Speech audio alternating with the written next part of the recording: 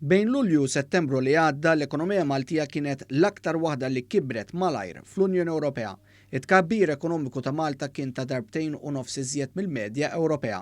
Statistika maħruġa mill-Uffiċċju Nazzjonali tal-Istatistika l-NSO turi li fit-tielet kwarta din is-sena l-ekonomija Maltija kibret bi kważi 12%. F'termini ta' volum, il-prodott domestiku gross kiber b'9.7%. Dan wara li sena ilu l-ekonomija x'kienet bi ftit inqas minn 11% kawża tal-pandemija. L-NSO qal il-fatturi ewlenin li kontribwixxew għat-tkabbir ekonomiku kienu żieda fl-attività tas-settur tas-servizzi bħal beħ tal-ħwienet u anki żieda fl-andament marbut mal-kostruzzjoni. Fejn jidħol is-settur tas-servizzi ħwienet ta' beħ bl-imnut fost oħrajn raw żieda ta' kważi 20% filwaqt is-settur tal-akkomodazzjoni bħal lukandu stabbilimenti tal-ikel bħal ristoranti u l-bars raw żieda ta' kważi 80%. Dan meta mqabbel mal Lulju u Settembru ta' sena ilu.